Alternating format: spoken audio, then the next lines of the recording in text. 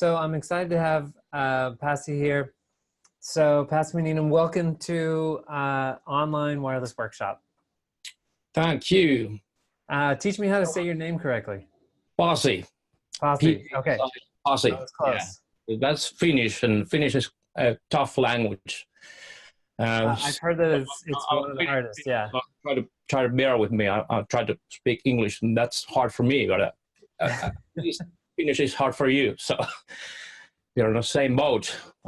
Thanks for everybody. Great presentations, great stuff we have had here, and I'll try to build on that. Cool. Spectrum. So I'm going to stop my screen sharing, and I don't know if you're going to start with screen sharing, but now it's available to you whenever you want. Try that. So desktop one, maybe share. All right. So how to share and utilize spectrum data is topic of my share, and I'm trying building on top of the other presenters. So a lot of great information has been shared by Stephen and Carl and others, and just try to have a quick, like down-to-earth explanation how to bring that theory into the practice. So let's see. So probably we have learned that we are doing RF coordination, and we have at least two objectives. We should try to coordinate all the devices so that every device have a compatible, unique, and intermodulation-free carrier frequency. And on top of that, we need to maintain best possible carrier-to-noise ratio. That means that we need to find spaces in the spectrum which is free for us to use. So let's see. Carrier-to-noise ratio, what it is. So here is a picture of a typical environment. You can see a DTV station here, and here is an orange threshold line. So the approximate level of the digital television on this particular event was -75 dBm. And here is the noise floor of the equipment, around -100 dBm. Here is another DTV. It's a bit lower amplitude, but anyway. And here is our typical mic signal. Might be around -50 dBm. And the blue line is our typical squelch level, which is user definable. And it depends on your gear and your noise floor and such. But this is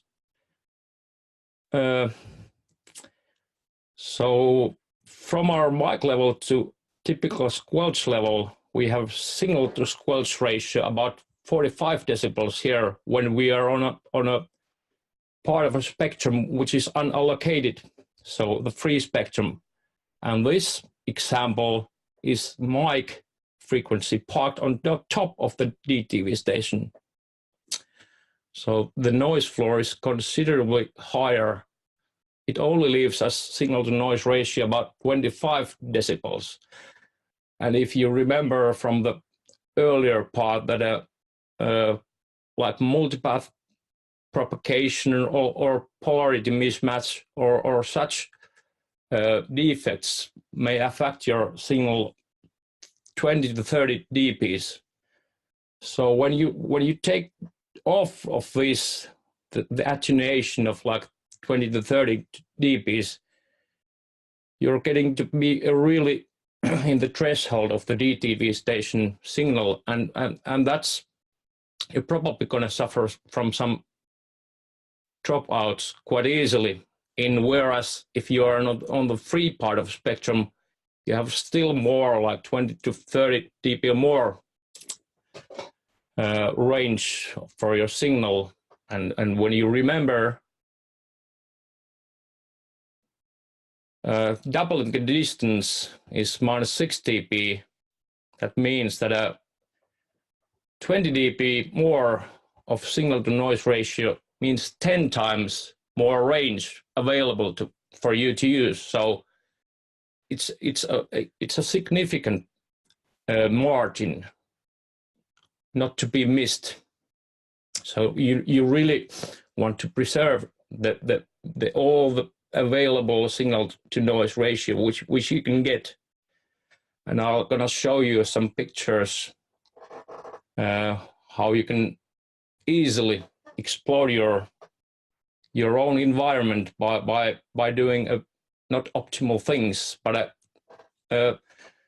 when you have more than one channel, every detail counts. So when you have one signal, one mic carrier, things are quite easy. But when you add on top of that, every loss of the signal will become more significant. So here is actually a bit more like down on earth explanation of what does the dBm mean for like when you compare it to the receiver. So the healthy level is from minus 70 to minus 23 dBm, and that's like in linear scale. In microvolts, that's 70 microvolts to 1200 microvolts. That's because that's the reason we don't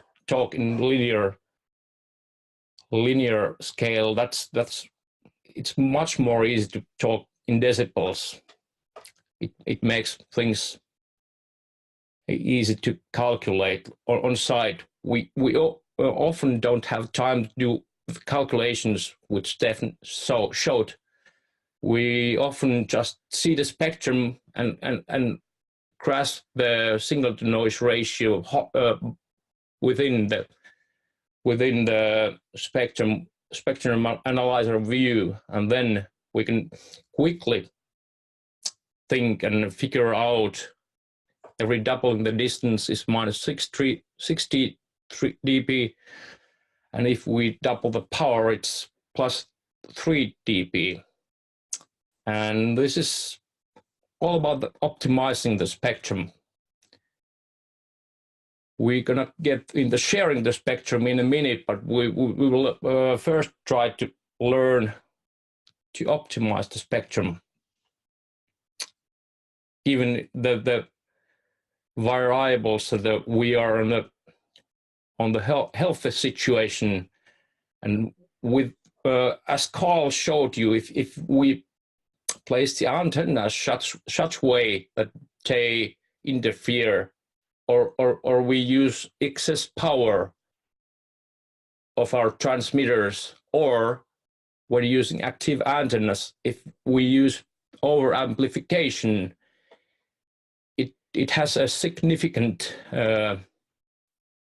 consequences. And this next demonstration, probably I'll try to show you, is our typical stage. Here are receiving antennas, and here is I am transmitting antennas. It's about 3 meters distance. Very typical situation.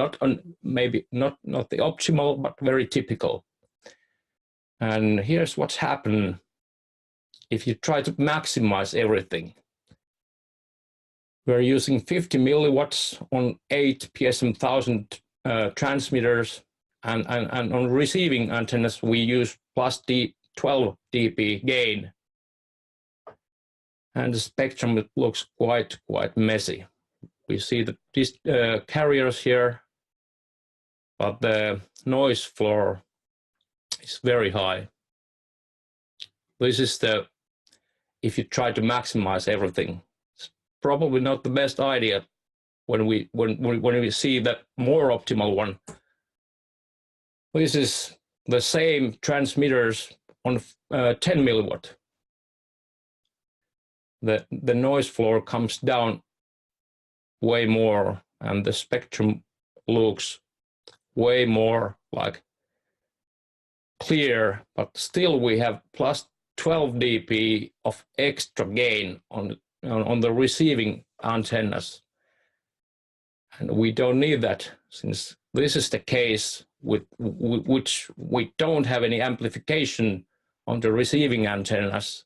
We have a normal power on the IAMs, and we have no DTV stations like visible on the spectrum now. And it's about minus 50 dBm on those useful carriers. So this is totally the circumstances which make your show happen, and the spectrum is healthy on compared, let's say, if you just overboosted your antennas. So if you overboost everything, it's much more likely that you get the interference, intermodulation products and all that nasty stuff interfering you. So this is just a kind of spectrum view of the theory. This is from the geek, and all the theory which has been taught you already is seen here in like real world example.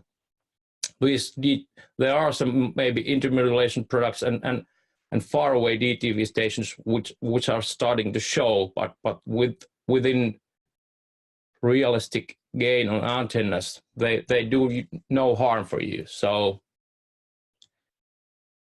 be careful of your gaining the system. Okay, and then we were going to get on the point slowly. The UHF spectrum is populated with DTV stations, radio phones, other wideband devices, RFE sources such as LED walls, and different parts of spectrum is available in each location. And this is important to know that the RF data is temporal. It's tied on the certain time, so that there's it's useful to have a data of a certain place, but it still needs to be verified on the show day. On when you arrive to day, you see the full picture if there are any other RFI sources like LED walls or so. But this is a picture. This is not a pretty one, but this is a picture. Somebody says that I have a compatible frequencies. My kit operates on like these 6 carriers. And this is a picture when I toured Finland. This is 6 cities in single picture, and this shows you there's a bit of a spectrum that is about clear, like on average. This means that each day, if you just stick with your frequency, that's kind of yours and compatible, you are risking your signal to noise ratio. You need to find the empty spaces on the spectrum. The luck is gonna end on some point of time if you just stick with the frequencies that's like given or coordinated. It's not the case. You need to pay attention of the surrounding spectrum environment. And when we are starting to share the spectrum data, the Stefan's presentations about the resolution bandwidth, it was totally on the point. You need to be a bit careful when you're reading the scans from other people, since it could be done with a different spectrum analyzers, with different antenna networks, with different resolution bandwidths, and the noise floor is dependent on the actual gear and the resolution bandwidth which is used. So the scan data is good, but you need to be careful with that. If you share, if you tell your friend that please send me a scan of the Minneapolis, yeah, you can do the scan and send it to me, but we need to do it like a controlled manner so that the data is valid.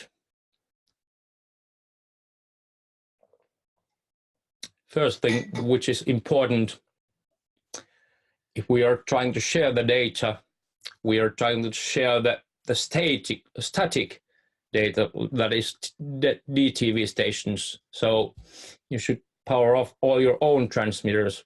That's when you do your coordination, you just try to first scan the environment without any own transmitters, only the static sources.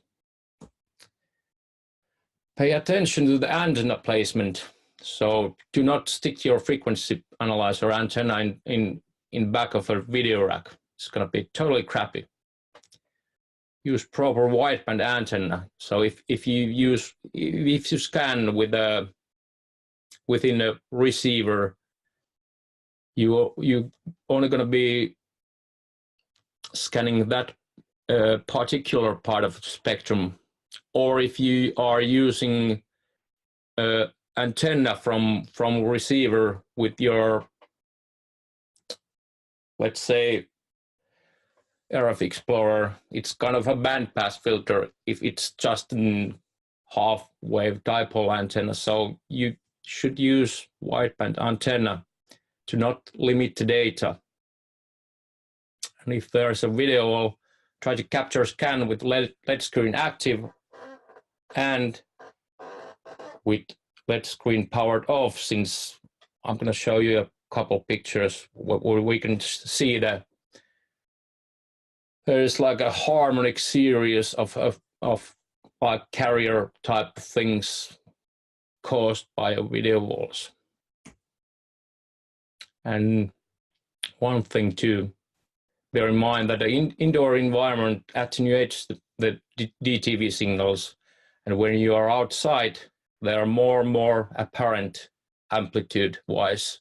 So you might be in a venue which is highly sealed, so you probably won't see any DTV stations, but when you are next to the building, they might be a really significant amplitude. So if you are touring or planning to have a show with a lot of equipment, and this is down to the Carl's presentation, that you should do the band planning. So in order to do the meaningful band planning, it would be advantageous to know the environment which you are going to be doing the show. And every city has different TV stations and different environments. So it'd be nice if we could share some data, location data. And when I'm going to be showing you in a short time how we can do that. But when we receive the data, we need to inspect the data, look for DTV stations. Stephen was talking about 6 megahertz blocks, but here in Finland we have 8 megahertz blocks, and if you go to Japan, there are 7 megahertz blocks. So you need to be cautious in all these things. You can actually, if you're doing coordination within the workbench, you can adjust your grid to the proper location. And if you're using the offline data, it's very important to verify the data on site. You can't be blind if you have a scan from last month. Probably the DTV stations are where they were then, but you should be aware of the current situations. So this is just a tool to help you prepare your show. You still need to be cautious. All right, so let's have a look in the workbench a bit. So this is maybe your typical show, maybe not, but anyway, couple 12 channels of accent and 12 channels of Sennheiser in-ears. And if you're doing the coordination, this is the typical view. You import the frequencies and calculate. This gives you a compatible set of frequencies, but you don't know anything about the environment. This is the blind guess. You are not optimizing your signal noise ratio. You're just calculating the intermodulation-free set of frequencies, but you don't know anything about the environment. So that's why I created this website called taajuus.info. Taajuus means frequency in Finnish, and that's why this is also available rfscans.com. It's the same site, but it may be a bit more easy to remember for you guys living in America or wherever. So here's a scan database which you can upload and download a data. There's a map showing you there's New Zealand, some data from United States, quite a lot from Finland, because this is just started up and I'm based on Finland, so this is what we have currently, but hopefully in the future the database will grow. So, and this, if you click on the particular site, you can preview the spectrum on here on the web browser to see if there's any, if the data has any valuable meaning for you. It might be that here you can see the frequency range. If it's totally different frequency range, that's maybe not your concern, or if you see that the data is nonsense, you can skip the data. You can search. So if we are gonna go here in cable data venue, which is all cable factory, this shows you a typical clean spectrum, all the DTV stations and some upper band data. And here you can download it for yourself. This is scanned with Shure Accent Spectrum Manager, and original format gives you the Shure format. Let's save that. And I already have it, but we can override it.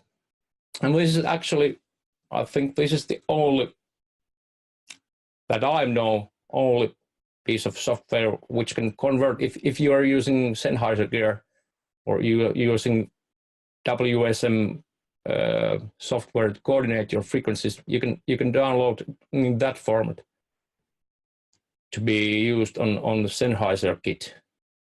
Let's download that as well. Can I go the other way around? Can I upload a scan from the Sennheiser analyzer and download it as Wireless Workbench? Yeah, that's the thing. And if you have an Accent Manager or RF Explorer or whatever signal hound, there you can see what sort of analyzers here are used. So you can use the signal hound data with Sennheiser or Shure or whatever. And I'm gonna implement on IAS support as well, and maybe some other formats, but currently these are the formats. And now we can see I've already loaded the cable data here, and you see right away when we coordinated the data like blindedly, it landed some of the frequencies on top of the DTV stations, and that's like unoptimal. And depending of the data, quality of the data, this is really really need spectrum and the automatic, like you can see the blue background, they're going to be excluded from this when you coordinate. But when you right click on the TV channel name here, if the data is more messy and there's like extra carriers, you can just like exclude the channels which you see that they are DTV stations. So we can exclude these. Now we can calculate, and we see that we can avoid the DTV stations. And next day, we're gonna go to the Barcelona. It's much different landscape, and again we see that yeah, we need to recoordinate. So here are some examples which were downloaded from the dius.info website. So you can see that the landscapes vary quite a bit from north of Little Rock. It's quite not noisy, just the TV station. And this is, you see here that these are from stage, and these use 6 megahertz spacing on the DTV stations. That's why this cursor is off. So let's see, spectrum TV channels. You can change this spacing from here to have a different like grid. Yeah. Do you have any questions about the like this basic part? No, I'm just realizing that since I have a better understanding of wireless workbench, and I think Rudolf was thinking about this too, it looks like I could do scans. If I have to use Sennheiser hardware, I could do scans with Sennheiser hardware, upload them to your site, download them in the wireless workbench format, and then do my coordination. Yes, you can do that. So let's see, I just took let's do it this way.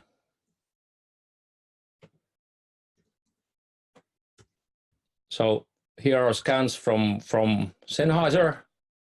Let's take Liuskasaari, for example. Convert VVV formatted CSV. Save. Yes, and here we can have it. This is the file. So this is the scan file which was taken on Sennheiser kit, and now the data is available on the Shure platform, and vice versa. If you are using VSM frequency manager professional setup, you can open the data here and see it here. This is the Kabeli data scan data which was taken on the Axient spectrum analyzer. There's no way to export it directly, but by using this website, you can easily use frequency spectrum manager with your Sennheiser kit. And the spectrum manager is really nice tool. So you can have your antenna set up, and it actually, Stephen was talking about that the image frequencies. This is really well like banded data. It shows you really valid data without any artifacts. So this is really readable data for you used to be used on site. So this is the spectrum manager is really handy to be used as a spectrum analyzer on the gig. So Pasi, is your normal workflow then to download a previous scan before you get on site and do some pre-coordination and planning and then once you get on site to basically just verify everything you already planned? Yes, ideally so. And if I'm doing, like, let's say that I'm doing a show with this kit, and I'm doing, let's say, let's clear these. I could do so that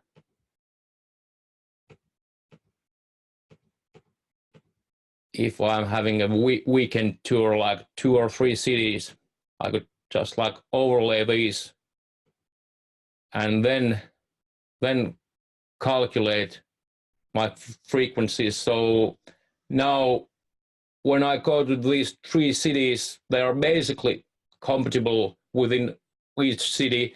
I still need to verify, but that minimizes your need to resync everything. So and in any case, when you change the city, you can just like analyze your kit and use the log feature. I think Nicole is gonna be talking about a coordination, hopefully, but this is really handy. Actually, now everything is compatible. Let's try this way. Since now it's not compatible, I could as well lower the threshold, and now when I analyze, I see that I need to have 3 frequencies for these, so I can double click the lock with the green symbol, and then I only calculate these incompatible frequencies right here, and then I need only to sync those 2 guys out of 24 guys, so it saves you a lot of time on site. You don't always need to sync every possible kit you got, so you just take the free spectrum and see what's uncompatible with that day's data, and then you can be more quick and efficient on the show day. Cool. Well, we should start to wrap up. If there are any final questions for Pasi, please go ahead and put them in the chat box, or unmute yourself and ask them yourself. And while people are doing that, Pasi, would you mind just sharing with us your best contact information in case people have any questions after watching this in the future? There you go. And also, I guess, just tell us your website again so people can keep up with what you're doing in the future. Yeah, you can reach me here, taius.info, or if it's more easy, rfscans.com, which is actually need to type properly.